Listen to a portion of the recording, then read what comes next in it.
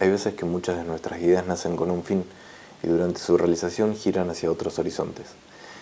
Este fue el caso de este proyecto que se llama Doña María, que es una cámara de gran formato realizada completamente de manera artesanal.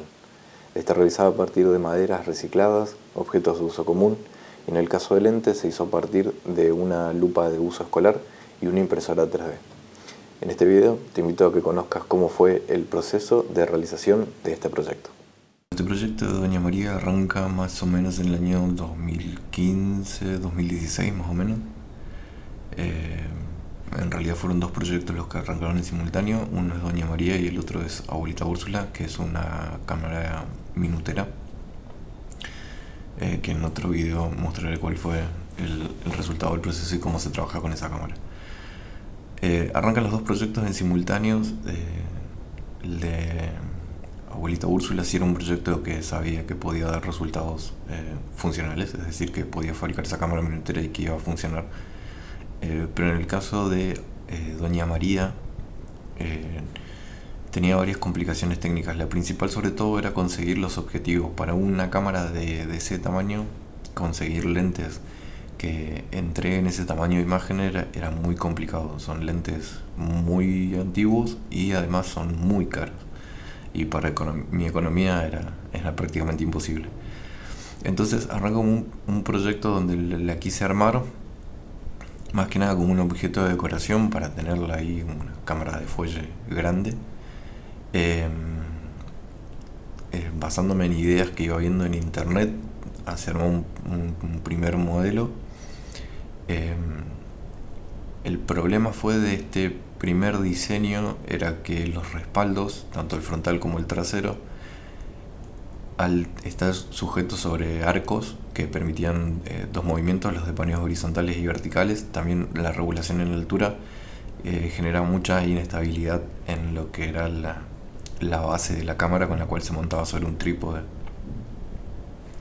Entonces eso complicaba mucho porque a la hora de hacer la foto, sacar el respaldo, el vidrio para hacer el foco y después poner el respaldo con el material fotosensible, que en este caso esta cámara trabaja con papel, o por lo menos yo la hago trabajar con papel, que es para lo que puedo trabajar. Me generaba mucho movimiento a la hora de hacer las fotos. Entonces, si bien terminé el proyecto, quedaba como un objeto de decoración, sabía que hasta ese momento no iba a ser funcional. Entonces fue un proyecto que se durmió durante mucho tiempo, habrán sido unos 6 años más o menos los que durmió. Entonces el año pasado, en el 2023, ya estando un poco más habilidoso con el tema de las impresiones en 3D, me doy a la tarea de empezar a pensar si se podía hacer algo. En esa época, cuando estaba en el proceso de construcción, comiéndome mucho la cabeza, viendo cómo podía llegar a ser para obtener ese lente. Jugando con esa lupa y haciendo proyecciones sobre el piso, me di cuenta que se empezaba a formar la imagen del foco que tenía en el techo. Me llamó mucho la atención eso, incluso pudiendo lograr una proyección real, digamos, de la imagen más chica, digamos. Entonces ahí me di la tarea de empezar a pensar de si una lupa de uso escolar se podía usar o no. Buscando mucho en internet había encontrado que algunas personas habían hecho algunos proyectos con esto, que solamente ponían la lupa. Bueno, pasó mucho tiempo y viendo que, bueno, con la posibilidad de una impresora en 3D, poder diseñar cosas y hacer adaptaciones, no solo me permitía hacer una adaptación de estas lupas, porque fueron dos las lentes que armé, haciendo las adaptaciones para poder montarlas en la cámara, sino también de que podía crear el sistema del diafragma del lente, es decir, el sistema interno que tienen las cámaras para la regulación de la cantidad de luz. Había impreso un modelo que había encontrado en internet para un diafragma más chico. No sé si el que lo diseñó lo creó con fines utilitarios o solamente era como algo didáctico para mostrar cómo funciona un diafragma. La cuestión es que logré escalar eso al tamaño de las dos lupas con las que terminé trabajando o haciendo los lentes, y haciendo todo el sistema para que el mismo lente no solo contenga la lente en sí, o sea, la realización del objetivo contenga el lente, que sería la lupa, sino también el diafragma, pudiendo armar toda esta estructura. Y de esta forma tenían solucionado un gran problema, que era la regulación de la luz a través de un diafragma en un lente casero. Bueno, solucionado esto y tras muchas horas de impresión, porque la impresión en 3D lleva su tiempo, logré armar mi primer objetivo y bueno, solamente fue variar las escalas para poder fabricar el otro. Así fueron como salieron esas dos ópticas para esta cámara de gran formato. Entonces hago un primer montaje, siempre usando la misma estructura que originalmente tenía, con los arcos y más el lentes, estos lentes que había impreso, y me di cuenta que podía llegar a ser un proyecto totalmente funcional.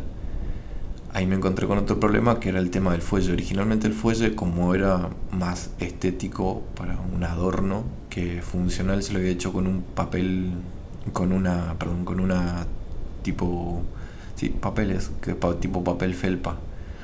Me gustaba más por la estética que le daba la cámara que por la funcionalidad, pero al ser un cartón tan fino, tanto doblarse y estirarse y contraerse, se agrietaba, tenía muchas filtraciones de luz. Tenemos que pensar que el interior de la cámara es un lugar estanco de iluminación. Lo único que entra de luz es cuando el objetivo está expuesto, cuando se está haciendo la foto, digamos. Entonces ahí fue de vuelta sentarme a investigar y ver cómo poder montar un fuelle totalmente funcional con el tamaño que necesitaba esta cámara. Entonces compré cuerina, tela vegetal de color negra y cartón prensado, creo que si no me equivoco se llama, es el cartón gris finito de 1 milímetro. Con el cartón lo que se hizo fue cortar las costillas, que son las que dan la estructura rígida al fuelle mismo. El exterior se hizo en cuerina y el interior en tela vegetal negra. Un proceso que demandó bastante tiempo de trabajo, pero quedó no solamente estéticamente muy bueno, sino también perfectamente funcional, ya que al tener doble capa de tela impedía el ingreso de la luz, así que el interior quedó totalmente estanco. Bueno, frente a esta situación y volviéndolo al tema de la base o la estructura sobre la que estarían montados los respaldos, me di cuenta que no funcionaba el sistema. Entonces me tuve que dar a la tarea de vuelta a volver a cortar madera, a rediseñar y a pensar cómo podía hacer ese montaje. Y bueno, así fue como se hizo la estructura y se pudo montar el frontal, y la parte trasera tiene a los costados una especie de guías, que es para que tenga un movimiento hacia adelante y hacia atrás de manera recta respecto a la proyección que estaba haciendo o que hace el objetivo. Ahí solucioné dos problemas, digamos. Entonces ya tenía la base y tenía el sistema sobre el cual montarlo.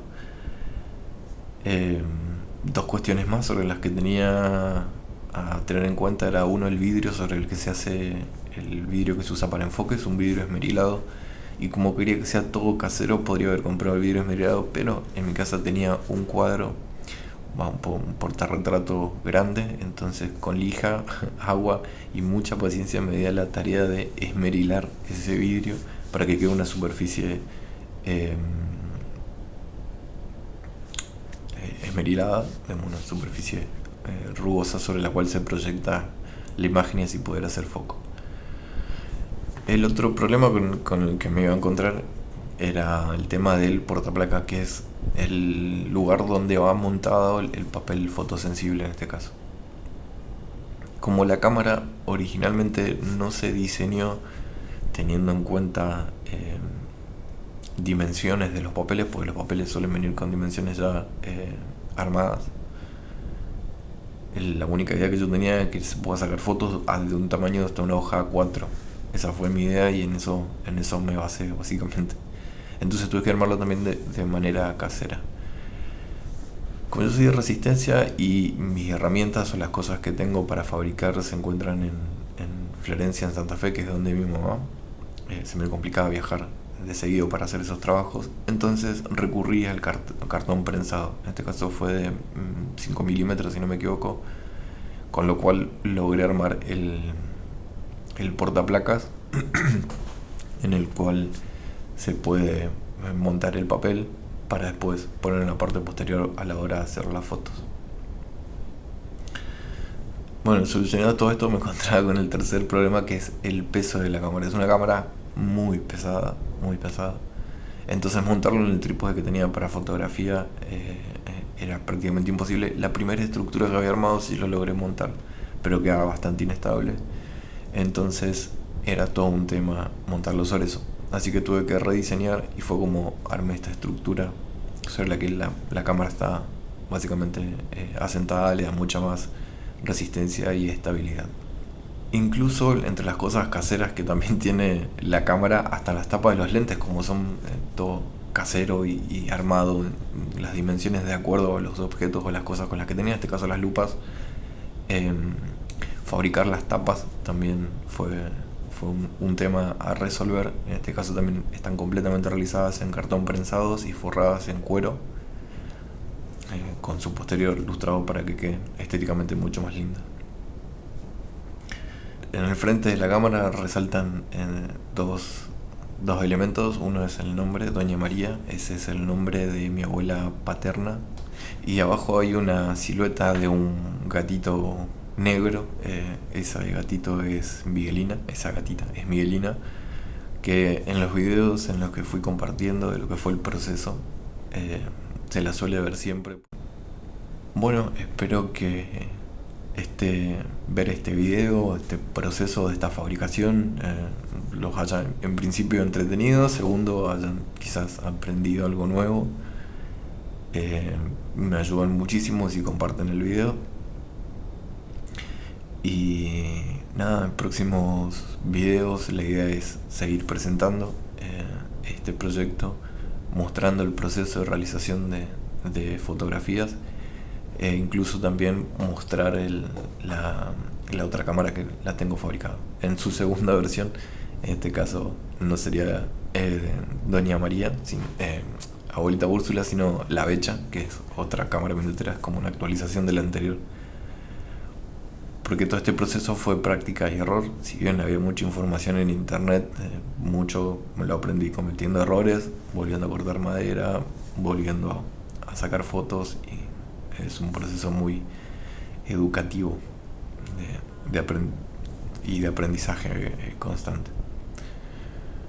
Bueno, muchísimas gracias por haber llegado hasta acá y los espero en un próximo video de esta locura analógica.